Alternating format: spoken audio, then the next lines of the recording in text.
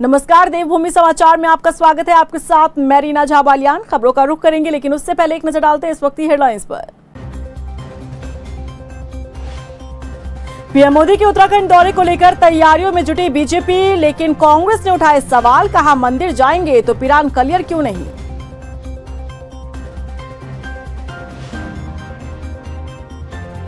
राजधानी में आयोजित उत्तराखंड युवा महोत्सव में शामिल हुए सीएम धामी। प्रदेश भर से आए युवाओं को दी गई रोजगार और स्वरोजगार की जानकारी। हल्द्वानी में कांग्रेस ने कैसीनो मामले को लेकर किया धरना प्रदर्शन। सफेद पोश लोगों पर कार्रवाई करने की मांग, उग्र आंदोलन की चेतावनी।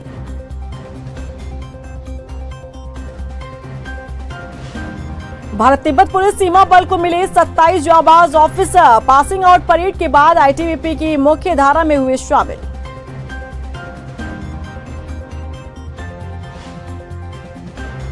और चलिए बुलेटिन की शुरुआत करते हैं। प्रधानमंत्री नरेंद्र मोदी के उत्तराखंड दौरे को कांग्रेस ने हिंदुत्व से जोड़ दिया है। कांग्रेस ने आरोप लगाते हुए सवाल पूछ डाला है कि जब पीएम मोदी उत्तराखंड आकर मंदिर जा सकते हैं तो दरगाह क्यों नहीं। देखिए रिपोर्ट। पीएम मोदी के उत्तराखंड दौरे पर सवाल, कांग्रेस ने उठाए सवाल। मंदिर जाएंगे तो पिरान कलियर क्यों नहीं। पीएम मोदी का उत्तराखंड से विशेष लगाव रहा है। अक्सर ही लोकसभा चुनाव से पहले वो बाबा केदार के दर्शन के लिए उत्तराखंड पहुंचते हैं। इस बार पीएम मोदी जब 12 अक्टूबर को देवभूमि उत्तराखंड आ रहे हैं, तब इस दौरान वो कैलाश मानसरोवर समेत कई मंदिर के दर्शन करेंगे। लेकिन पीएम के दौरे को कांग्रेस ने हिंदुत्व से जोड़ते हुए सवाल खड़े कर दिए हैं। उत्तराखंड कांग्रेस के नेता शिषपाल सिंह बिष्ट ने सवाल किया है कि जब पीएम मोदी मंदिर जा सकते हैं तो पिरान कलियर क्यों नहीं।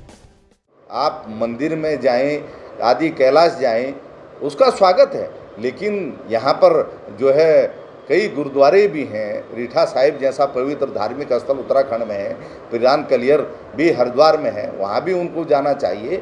और जो जन समस्याएं हैं उत्तराखंड में, रोजगार और विकास की, जो यहाँ पर अग्निपथ योजना ला करके आपने युवाओं के भविष्य को चौपट करने का काम किया, उन समस्याओं पर भी प्रधानमंत्री जी को संज्ञान लेकर के उनके समाधान का भी आश्वासन देना चाहिए। कांग्रेस का इस तरह से पीएम मोदी को लेकर निशाना साधना कई सवाल खड़े करता है। हालांकि वहीं कांग्रेस के इस बयान पर बीजेपी का कहना है कि कांग्रेस का ऐसा आरोप लगाना उनकी सत्ता से दूर होने की छटपटाहट को दर्शाता है। ये कहना उनका गलत होगा। अच्छा होता कि वो अतिथि देवो भव की भावना से, इस उत्तराखंड की संस्कृति के हिसाब से प्रधानमंत्री जी से कुछ अपनी मांगे रखते, उत्तराखंड के विकास के लिए कुछ सकारात्मक सुझाव देते, तो निश्चित रूप से उनकी बात पर हम गंभीरता से विचार करते। लेकिन उन्हें हर समय राजनीति दिखाई दे रही है, क्योंकि वो बिना सत्ता के छटपटा रहे हैं, लेकिन जनता अभी उन्हें माफ करने वाली नहीं है। चुनावी समर है और इस समर में धर्म और जाति की राजनीति पूरी तरह से हावी नजर आती है। हालांकि जब बात देश के पीएम की हो तो उनके लिए सभी धर्म और जाति का समान विकास करना कर्तव्य होता है। लेकिन पीएम मोदी के उत्तराखंड दौरे से पहले कांग्रेस का धर्म से जोड़कर निशाना साधना दोनों ही सियासी पार्टियों पर क्या असर डालेगा, ये देखना होगा। राजधानी देहरादून में उत्तराखंड युवा महोत्सव 2023 का आगाज हुआ। कार्यक्रम में सूबे के मुखिया पुष्कर सिंह धामी ने भी शिरकत की। साथ ही प्रदेश भर से आए युवा भी शामिल हुए। बता दें कि कार्यक्रम में सरकार ने रोजगार को बढ़ावा देने पर फोकस किया। वहीं युवाओं को सशक्त बनाने के लिए IIT रुड़की और माइक्रोसॉफ्ट जैसी कंपनियों के साथ MOU भी साइन किया गया। साथ ही युवाओं को स्वरोजगार के अवसर देने के लिए युवा उत्तराखंड ऐप भी लॉन्च किया गया। बता दें कि इस ऐप के जरिए राज्य के युवाओं को स्वरोजगार योजनाओं से जुड़ी सभी जानकारी आसानी से मिल सकती है। सरकार निरंतरता से काम कर रही है। हमारे देश के यशस्वी प्रधानमंत्री मोदी जी के नेतृत्व में, जहां देश के अंदर 10 लाख लोगों को सीधे सीधे सरकारी नौकरियों से जोड़ने का काम हो रहा है, उसमें भी हमारी सरकार तेजी से काम कर रही है और लगातार इस प्रकार के रोजगार के मेले और महोत्सव आयोजित कर रही है। और जो निजी क्षेत्र हैं, प्राइवेट क्षेत्र हैं, उन क्षेत्रों में हमारे नौजवानों को, युवाओं को रोजगार से जोड़ा जाए, उसके लिए आज बहुत सारी जो अलग अलग संस्थान हैं, उनके साथ बहुत सारी कंपनियां हैं, बड़े बड़े ग्रुप हैं, उन सबके साथ MOU भी साइन किए हैं। वहीं कौशल विकास मंत्री सौरभ बहुगुणा ने युवा उत्तराखंड ऐप लॉन्च किए जाने पर सीएम धामी का आभार जताया। उन्होंने कहा कि जो युवा स्वरोजगार से जुड़ी योजनाओं की जानकारी के अभाव से पीछे रह जाते हैं, वो अब स्वरोजगार से जुड़ी योजनाओं की जानकारी हासिल कर लाभ ले सकते हैं। लेकिन उसको अपने पैरों पे खड़ा होने के लिए उसकी मदद कर सकते हैं, उसको इंडिपेंडेंट बना सकते हैं, और वही एक कोशिश किया गया है। बीजेपी युवा मोर्चा के प्रदेश महामंत्री विपुल मंडोली का कहना है कि जिस तरह से एशियाई गेम में देश के खिलाड़ियों ने देश का नाम रोशन किया, ऐसे में प्रदेश के प्रतिभावान खिलाड़ियों को एक मंच देने के लिए बड़े कार्यक्रम का आयोजन किया जाएगा। वहीं बीजेपी युवा मोर्चा के राष्ट्रीय महामंत्री नेहा जोशी का कहना है कि प्रदेश सरकार खिलाड़ियों को प्रोत्साहित करने के लिए लगातार काम कर रही है। जो भारत के सरकार ने स्पोर्ट्स इंफ्रास्ट्रक्चर पे खिलाड़ियों के मनोबल को बढ़ाने के लिए, उनकी ट्रेनिंग की सुविधाएं बढ़ाने के लिए, एक्सपोजर बढ़ाने के लिए लगातार काम किया है, इसको भी हम लोगों के बीच में लेकर जा रहे हैं। 3000 करोड़ से ज़्यादा का इन्वेस्टमेंट पिछले 9 सालों में भारत सरकार ने किया है। इसमें स्पोर्ट्स इंफ्रास्ट्रक्चर, खेलो इंडिया स्टेडियम, जिसमें से 13 स्टेडियम यहाँ उत्तराखंड के अंदर हर ज़िले में बने हुए हैं, और 4 स्पेशल स्टेडियम, जिसमें हमारा परेड ग्राउंड का जो मल्टीपर्पज़ एक स्टेडियम बना है वो भी आता है। तो कई ऐसी योजनाएं हैं जो प्रस्तावित है। हल्द्वानी में कांग्रेस ने कैसीनो के मामले में सफेद पोश लोगों पर कार्रवाई की मांग को लेकर धरना दिया। नेता प्रतिपक्ष यशपाल आर्य ने सवाल उठाते हुए कहा कि सबको पता है कि वो होटल बीजेपी नेता संचालित करते थे, तो आखिर पुलिस होटल के मालिक पर कार्रवाई क्यों नहीं कर रही है। बीजेपी की कथनी और करनी में अंतर है। अंकिता भंडारी हत्याकांड हो या फिर नैनीताल जिले में अवैध कैसीनो, दोनों मामलों में सफेद पोश नेताओं पर आखिर कार्रवाई क्यों नहीं हो रही है। कांग्रेस कार्यकर्ताओं ने चेतावनी देते हुए कहा कि अगर पुलिस ने जल्द ही होटल संचालक सफेद पोशों का नाम उजागर नहीं किया तो उग्र आंदोलन किया जाएगा। ऐसे प्रकरण हो रहे हैं। हमारी बहन अंकिता भंडारी का हत्याकांड हुआ, उसमें भाजपा के लोग संलिप्त थे। पेपर लीक हुआ, उसमें भाजपा के लोग संलिप्त हैं। यहाँ पे कैसीनो चल रहा था, और ये पता जो सुनाई दिया है काफ़ी अवधि से चल रहा था, पहली बार ही नहीं हुआ था। तो इसलिए हम चाहते हैं कि जो संरक्षण दे रहे थे सफ़ेद पोश, उनका नामों का खुलासा हो, पुलिस निष्पक्ष जांच करे। ये साफ जाहिर हो चुका है कि डोल बार के पास में कई समय से, लंबे समय से अवैध कैसीनो चलाया जा रहा था, और जब एसएसपी ने वहाँ छापेमारी की, वहाँ पर कैसीनो में भारी मात्रा में धनराशि पाएगी, अवैध रूप से जुआ हो रहा था, बार बार पकड़ी जाती हैं, और जो मैनेजर है वो फरार हो जाता है, और सारे सबूत होते हैं। उसके बावजूद भी इस मामले को एसएसपी नैनीताल ने खोलने की कोशिश की, लेकिन अगले दिन ही ये मामले का पटाक्षेप हो जाता है। राजधानी देहरादून में राष्ट्रीय स्वास्थ्य मिशन के तहत मिशन इंद्रधनुष अभियान 5.0 के तीसरे चरण की शुरुआत हुई। इस अभियान के तहत गर्भवती और 1 से 5 साल तक के बच्चों के वैक्सीनेशन किए जाएंगे। वहीं इस अभियान को लेकर स्वास्थ्य निरीक्षक ने बताया कि मिशन इंद्रधनुष अभियान पूरे प्रदेश में चल रहा है। अभियान का तीसरा चरण 14 अक्टूबर तक चलेगा। आज IMA का तीसरा चरण था ये, और हमारी DIM आई थी अभी CM ऑफिस से, उनके द्वारा उद्घाटन किया गया। इसमें 0 से 5 साल के सभी बच्चों का वैक्सीनेशन किया जा रहा है, और गर्भवती माताओं का भी वैक्सीनेशन किया जा रहा है। और फील्ड से सभी आशाओं ने अपने अपने क्षेत्र से बच्चे बुला के ला रखे हैं। आशाएं भी समस्त मौजूद हैं यहाँ पर, और अपने अपने क्षेत्र में भ्रमण कर रही हैं, और सब लोगों को सूचना दे रही हैं। जो छूटे हुए बच्चे लाभार्थी हैं या जिनका ड्यू हो गया, वो उनको ड्यू लिस्ट बना के भी लाई हैं, और उनको बुला रही हैं यहाँ पर और सहयोग कर रही हैं। भारत तिब्बत पुलिस सीमा बल को 27 जांबाज ऑफिसर्स मिल गए हैं। बता दें कि मसूरी में ITBP अकादमी में पासिंग आउट परेड का आयोजन हुआ, जिसमें 27 नए युवा ऑफिसर्स ने निष्ठा और समर्पण की शपथ ली।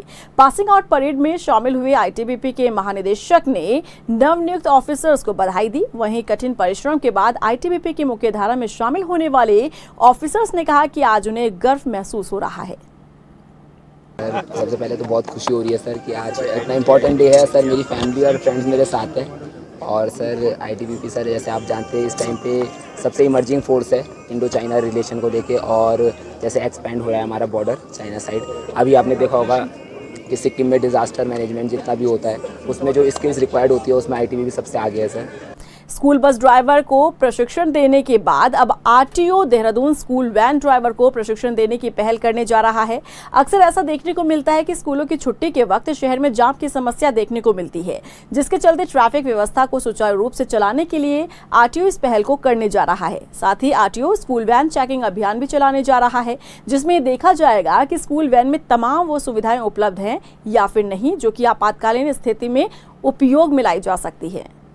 देखिए, सबसे पहले तो देहरादून में हमारे यहाँ 2 तरह के वाहन स्कूल से संबंधित हैं। पहले स्कूल बसेस जो स्कूल के नाम पर है, इसके अलावा छोटी वैन्स हैं जिनकी संख्या लगभग 500 से 550 है, जिनके माध्यम से बच्चे जाते हैं। आरटीओ के माध्यम से हम लोग सबसे पहले वाहनों का वेरिफिकेशन कर रहे हैं और उनको एक परेड ग्राउंड पर बुलाया जाएगा। ये प्रोग्राम चलेगा मंगलवार से, जो 3 बजे से लेकर 6 बजे तक इन वाहनों का वेरिफिकेशन होगा। इस दौरान ये देखा जाएगा कि स्कूल वैन अंदर से ठीक है कि नहीं, उसके कागज़ ठीक है कि नहीं, उसकी बॉडी में कोई जैसे बॉटल रखना या सीबीएसई की जो गाइडलाइंस है उसके अनुरूप है कि नहीं। अगर आप भी सोशल मीडिया पर वीडियो बनाकर वायरल होने के चक्कर में कुछ भी करने को तैयार हो जाते हैं तो जरा सतर्क हो जाइए, क्योंकि हाल ही में बीच सड़क पर चारपाई डालकर वीडियो बनाना युवक को भारी पड़ गया। रील के चक्कर में युवक पहुंच गए हवालात। देखिए रिपोर्ट। युवक को रील बनाना पड़ा भारी, बीच सड़क पर खाट डालकर बनाई रील। वायरल होते ही पुलिस के हत्थे चढ़ा युवक, रील के चक्कर में पहुंचा हवालात। इन दिनों सोशल मीडिया पर वीडियो बनाकर वायरल होने का क्रेज लोगों के सिर चढ़कर बोल रहा है। कुछ व्यूज और लाइक्स के चक्कर में न जाने क्या क्या कर बैठते हैं। अब जरा इन जनाब को ही देख लीजिए।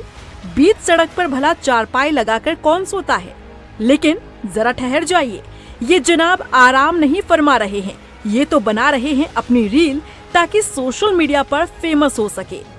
लेकिन इन्हें क्या पता था, कभी कभी रील का वायरल होना फायदा नहीं नुकसान दे जाता है। और इनके साथ हुआ भी कुछ ऐसा ही। दरअसल ये वीडियो देहरादून के शिमला बाईपास चौक का है।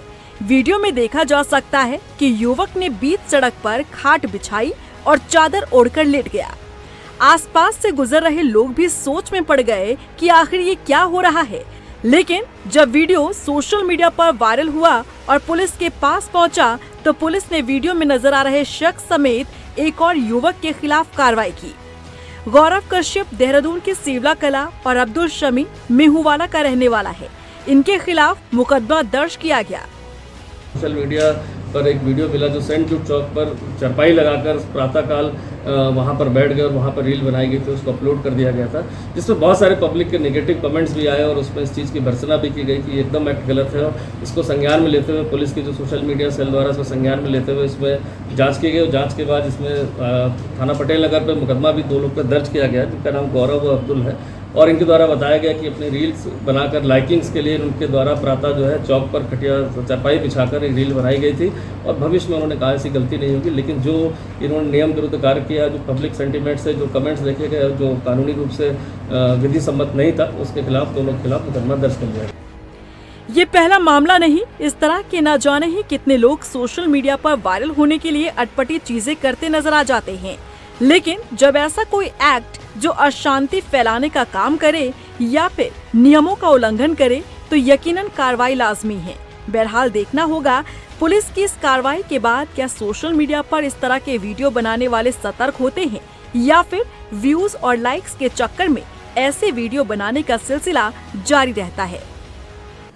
गदरपुर में 15वीं बटालियन एनडीआरएफ परिषद में 1 मिनट ड्रिल प्रतियोगिता का आयोजन हुआ, जिसमें एनडीआरएफ के जवानों ने अपना जज्बा दिखाया। बता दें कि इस प्रतियोगिता में पहला स्थान 15वीं बटालियन एनडीआरएफ ने हासिल किया, वहीं दूसरे स्थान पर 13वीं बटालियन एनडीआरएफ रही। वही प्रतियोगिता का उद्देश्य विपरीत परिस्थितियों में कम से कम वक्त पर राहत बचाव कार्य किए जाने पर रहा। जैसा कि आप जानते हैं कि दिनांक 5 तारीख से 7 तारीख तक इस 15वीं वाहिनी के प्रांगण में 1 मिनट ड्रिल एंड क्यूडीए का कंपटीशन ऑर्गेनाइज़ किया गया, जिसमें 4 नॉर्थ जोन की 4 वाहिनी पार्टिसिपेट की। इसमें फर्स्ट पोजीशन 15वीं वाहिनी की आई है और सेकंड पोजीशन 7th वाहिनी की आई है, दोनों कंपटीशन में 1 मिनट ड्रिल एंड क्यूडीए कंपटीशन में। और इसी के साथ फिलहाल इस बुलेटिन में बस इतना ही, लेकिन चलते चलते एक नजर डालते हैं इस वक्त की हेडलाइंस पर। पीएम मोदी के उत्तराखंड दौरे को लेकर तैयारियों में जुटी बीजेपी, लेकिन कांग्रेस ने उठाए सवाल, कहा मंदिर जाएंगे तो पिरान कलियर क्यों नहीं।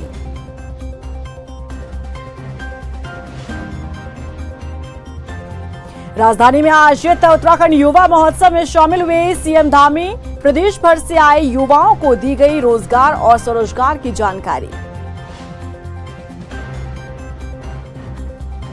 हल्द्वानी में कांग्रेस ने कैसीनो मामले को लेकर किया धरना प्रदर्शन, सफेद पोश लोगों पर कार्रवाई करने की मांग, उग्र आंदोलन की चेतावनी।